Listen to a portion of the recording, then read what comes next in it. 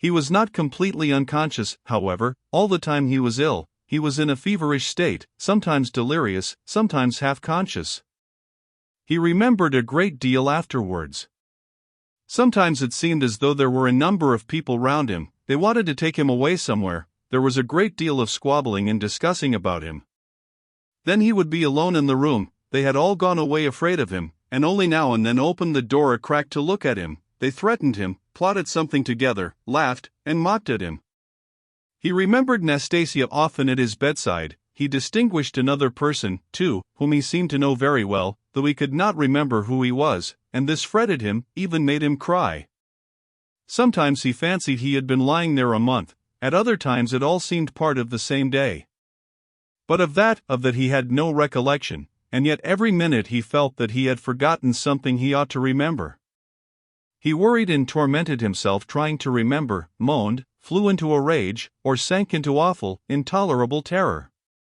Then he struggled to get up, would have run away, but someone always prevented him by force, and he sank back into impotence and forgetfulness. At last he returned to complete consciousness. It happened at 10 o'clock in the morning.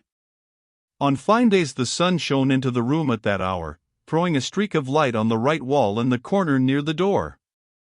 Nastasia was standing beside him with another person, a complete stranger, who was looking at him very inquisitively.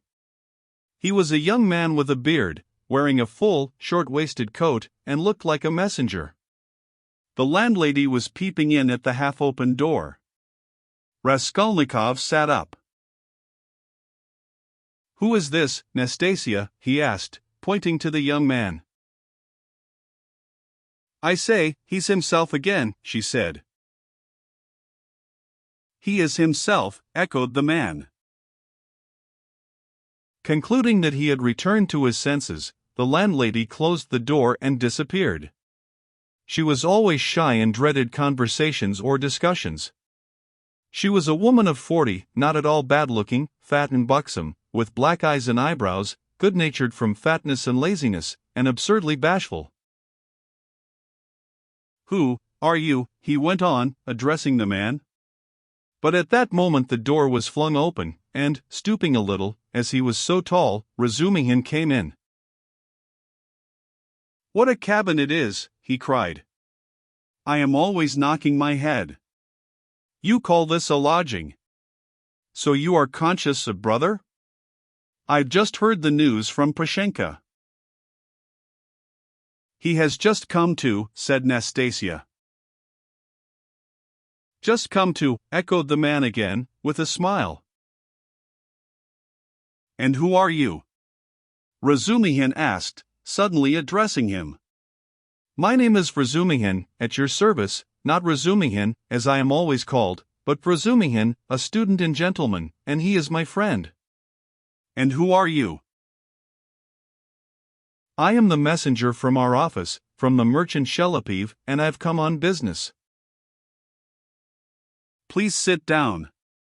Razumihin seated himself on the other side of the table. "It's a good thing you've come to, brother," he went on to Raskolnikov. "For the last 4 days you have scarcely eaten or drunk anything. We had to give you tea in spoonfuls. I brought Zosimov to see you twice. You remember Zosimov? He examined you carefully and said at once it was nothing serious, something seemed to have gone to your head.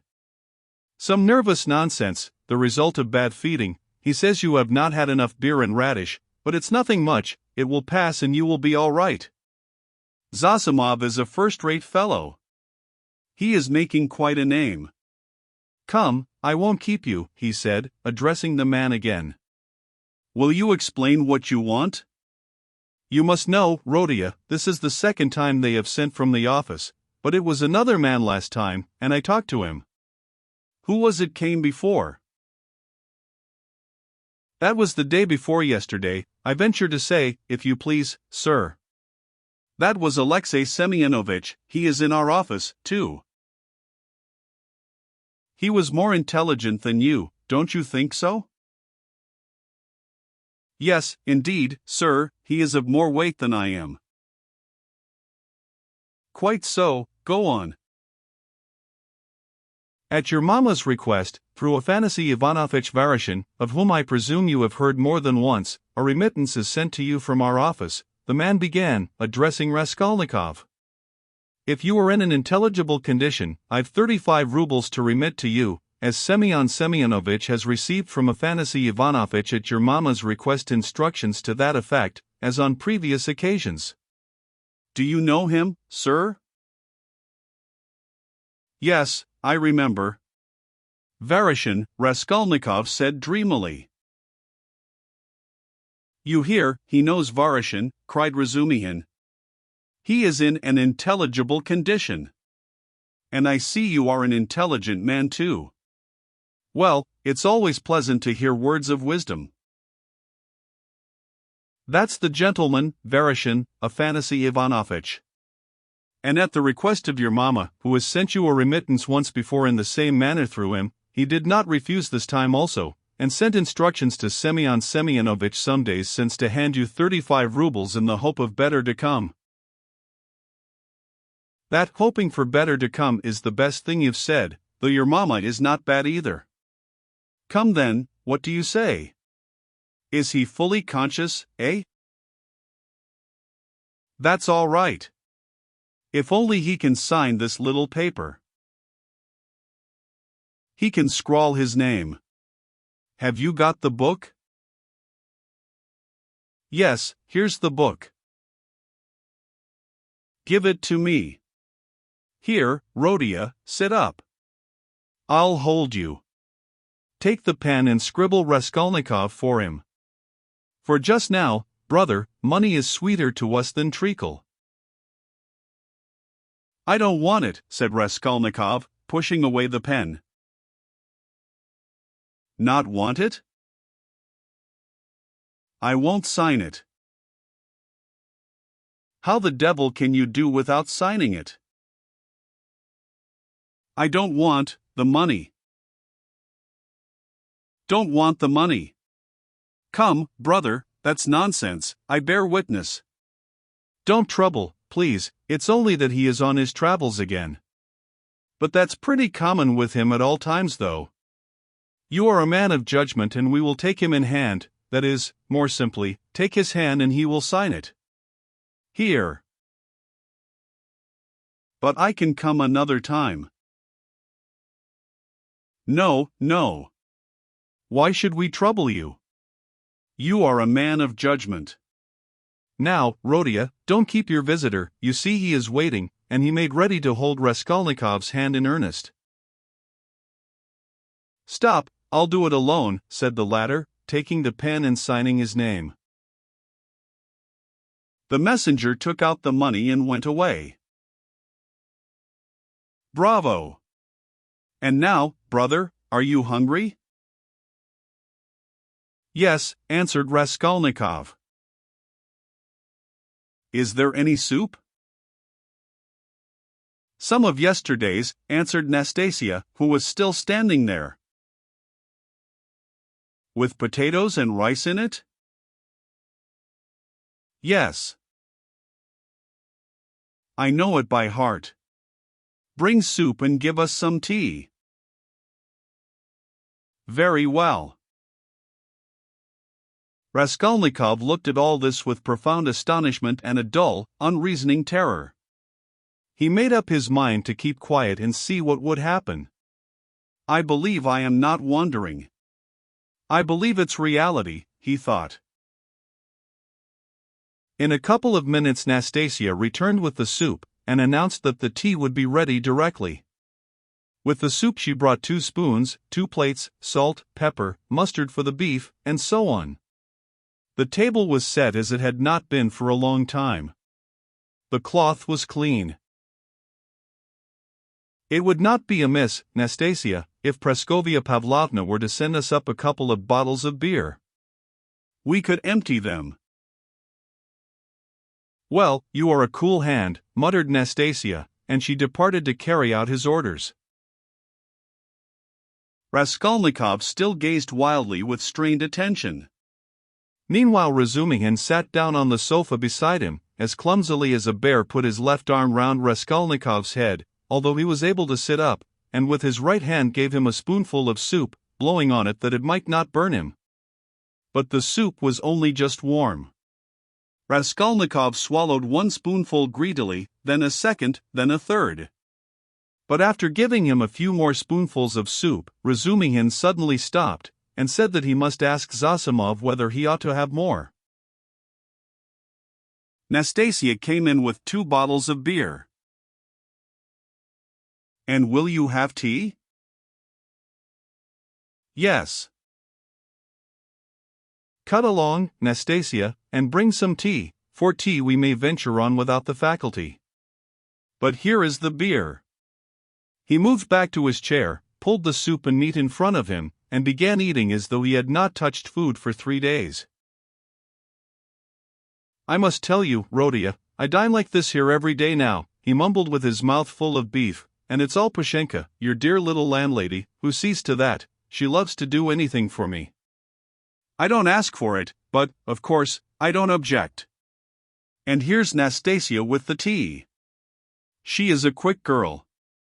Nastasia, my dear, won't you have some beer?" "Get along with your nonsense. A cup of tea, then?" "A cup of tea, maybe." "Pour it out." "Stay, I'll pour it out myself." "Sit down." He poured out 2 cups, left his dinner, and sat on the sofa again. As before, he put his left arm round the sick man's head, raised him up and gave him tea in spoonfuls, again blowing each spoonful steadily and earnestly, as though this process was the principal and most effective means towards his friend's recovery.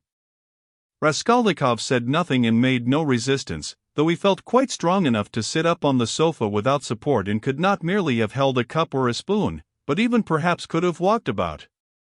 But from some queer, almost animal, cunning he conceived the idea of hiding his strength and lying low for a time, pretending if necessary not to be yet in full possession of his faculties, and meanwhile listening to find out what was going on. Yet he could not overcome his sense of repugnance. After sipping a dozen spoonfuls of tea, he suddenly released his head, pushed the spoon away capriciously, and sank back on the pillow. There were actually real pillows under his head now, down pillows in clean cases. He observed that, too, and took note of it.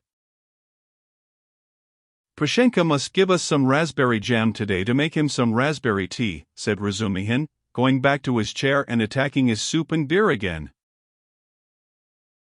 "And where is she to get raspberries for you?" asked Nastasia, balancing a saucer on her 5 outspread fingers and sipping tea through a lump of sugar. "She'll get it at the shop, my dear. You see, Rodya, all sorts of things have been happening while you have been laid up. When you decamped in that rascally way without leaving your address, I felt so angry that I resolved to find you out and punish you. I set to work that very day. How I ran about making inquiries for you. This lodging of yours I had forgotten, though I never remembered it, indeed, because I did not know it, and as for your old lodgings, I could only remember it was at the 5 Corners, Harlamov's house. I kept trying to find that Harlamov's house, and afterwards it turned out that it was not Harlamov's, but Buck's. How one muddles up sound sometimes. So I lost my temper, and I went on the chance to the address bureau next day, and only fancy, in 2 minutes they looked you up. Your name is down there." "My name?" "I should think so, and yet at General Kobylev they could not find while I was there. Well, it's a long story. But as soon as I did land on this place, I soon got to know all your affairs, all, brother, I know everything, Nastasia here will tell you. I made the acquaintance of Nikodim Fomitch and Ilya Petrovitch, and the houseboarder and Mr. Zaimtov, Alexander Grigorievitch, the head clerk in the police office, and, last, but not least, of Pashenka, Nastasia here knows." "He's got round her," Nastasia murmured, smiling slyly. "Why don't you put the sugar in your tea, Nastasia Nikiforovna? You are a one," Nastasia cried suddenly, going off into a giggle. "I am not Nikiforovna, but Petrovna," she added suddenly, recovering from her mirth. I'll make a note of it. Well, brother, to make a long story short, I was going in for a regular explosion here to uproot all malignant influences in the locality, but Pashenka won the day. I had not expected, brother, to find her so prepossessing. What do you think? Raskolnikov did not speak, but he still kept his eyes fixed upon him, full of alarm. And all that could be wished, indeed, in every respect, Razumihin went on, not at all embarrassed by his silence. Ah, the sly dog! Nastasia shrieked again. This conversation afforded her unspeakable delight. It's a pity, brother, that you did not set to work in the right way at first. You ought to have approached her differently. She is, so to speak, a most unaccountable character. But we will talk about her character later.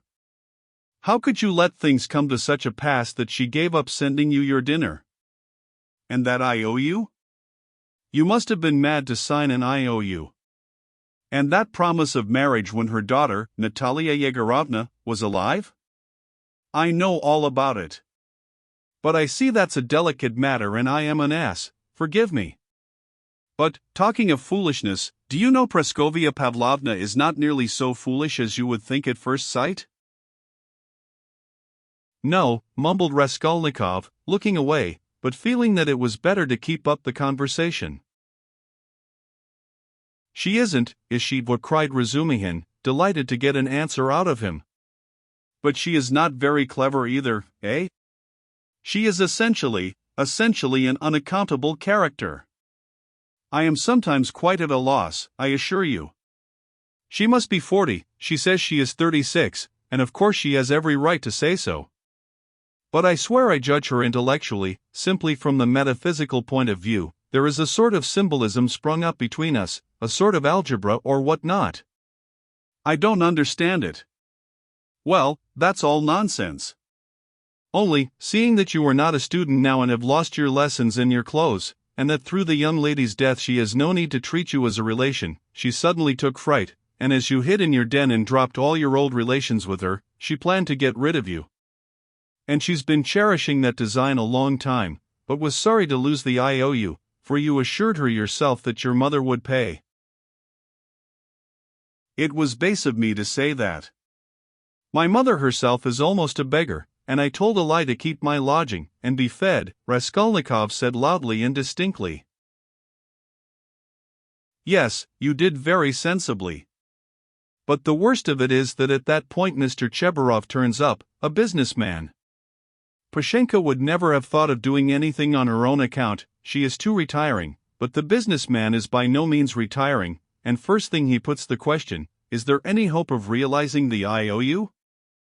Answer, there is, because he has a mother who would save her Rhodia with her 125 rubles pension, if she has to starve herself, and a sister, too, who would go into bondage for his sake. That's what he was building upon.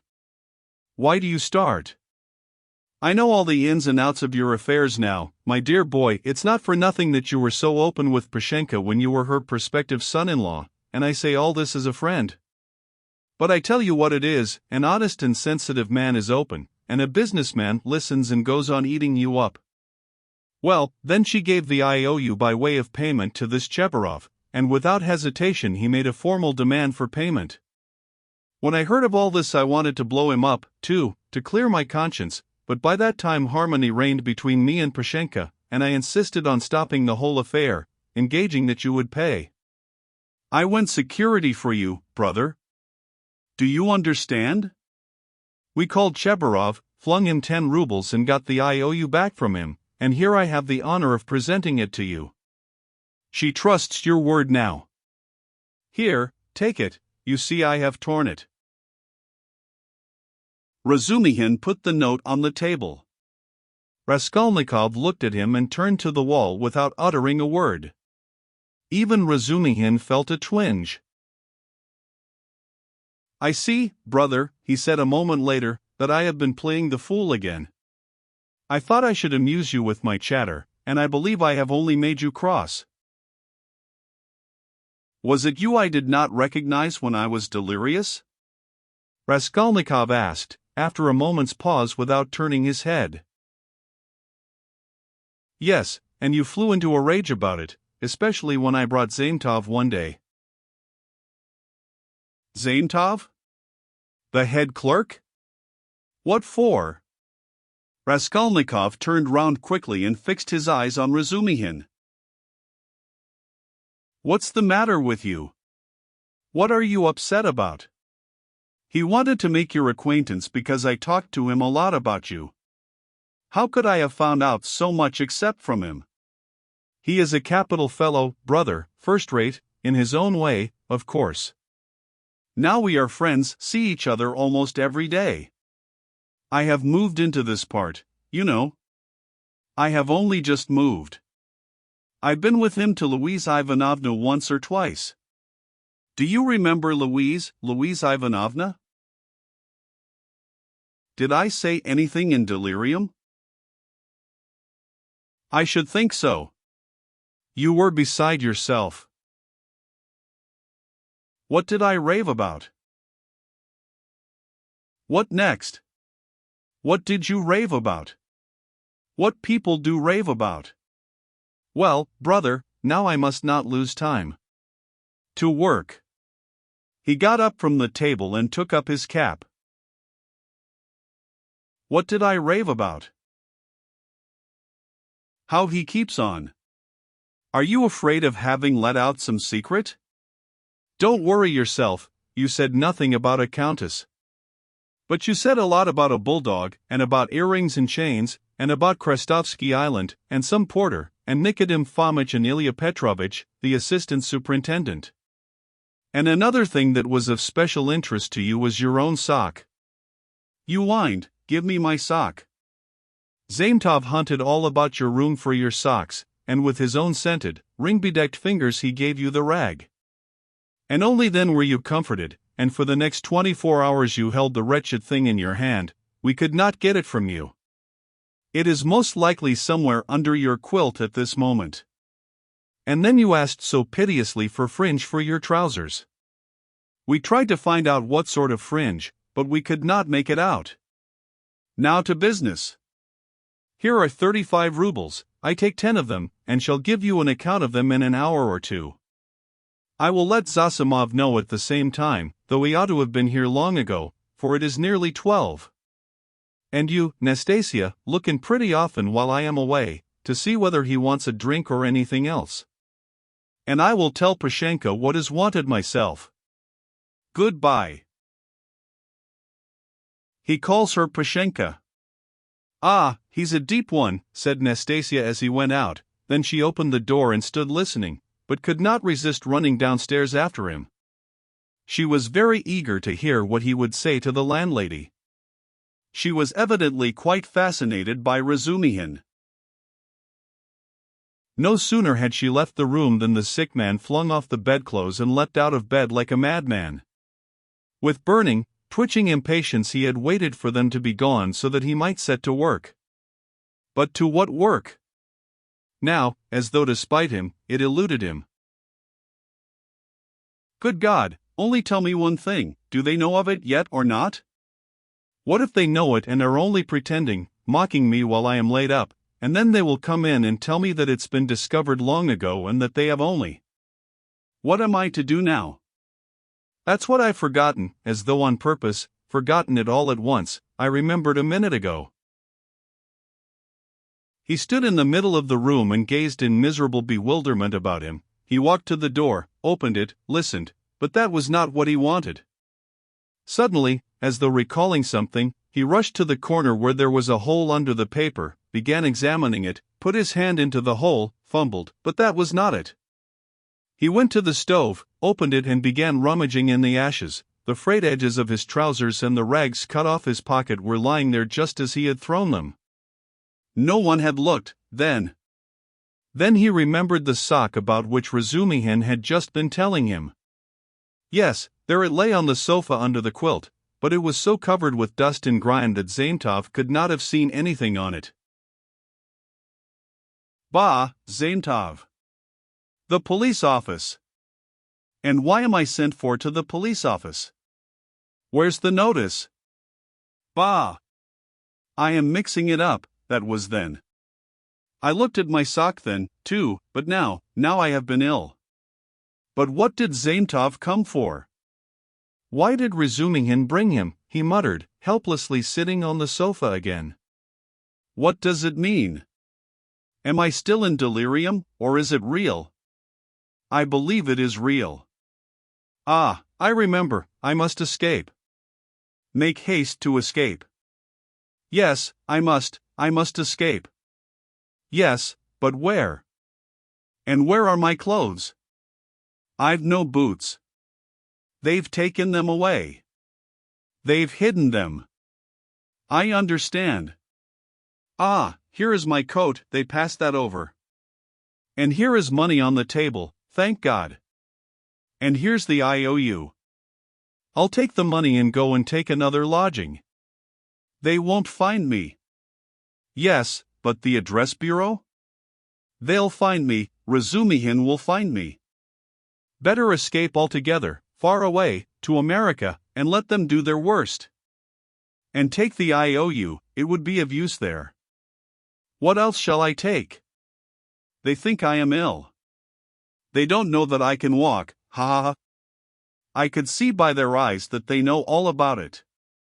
If only I could get downstairs. And what if they have set a watch there, policeman? What's this tea? Ah, and here is beer left, half a bottle, cold. He snatched up the bottle, which still contained a glassful of beer, and gulped it down with relish, as though quenching a flame in his breast. But in another minute the beer had gone to his head, and a faint and even pleasant shiver ran down his spine. He lay down and pulled the quilt over him. His sick and incoherent thoughts grew more and more disconnected, and soon a light, pleasant drowsiness came upon him. With a sense of comfort he nestled his head into the pillow, wrapped more closely about him the soft, wadded quilt which had replaced the old, ragged greatcoat, sighed softly and sank into a deep, sound, refreshing sleep. He woke up, hearing someone come in. He opened his eyes and saw Razumihin standing in the doorway, uncertain whether to come in or not. Raskolnikov sat up quickly on the sofa and gazed at him, as though trying to recall something. Ah, you are not asleep. Here I am. Nastasia, bring in the parcel. Razumihin shouted down the stairs. You shall have the account directly. What time is it? Asked Raskolnikov, looking round uneasily. Yes, you had a fine sleep, brother, it's almost evening, it will be 6 o'clock directly. You have slept more than 6 hours. Good heavens! Have I? And why not? It will do you good. What's the hurry? A tryst, is it? We've all time before us. I've been waiting for the last 3 hours for you, I've been up twice and found you asleep. I've called on Zosimov twice, not at home, only fancy. But no matter, he will turn up.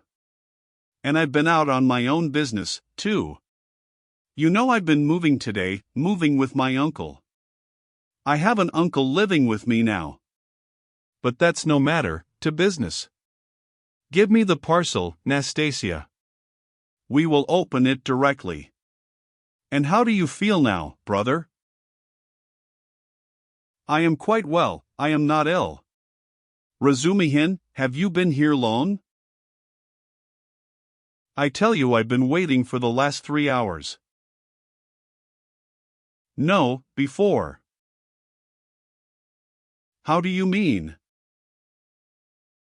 How long have you been coming here? Why, I told you all about it this morning. Don't you remember? Raskolnikov pondered. The morning seemed like a dream to him.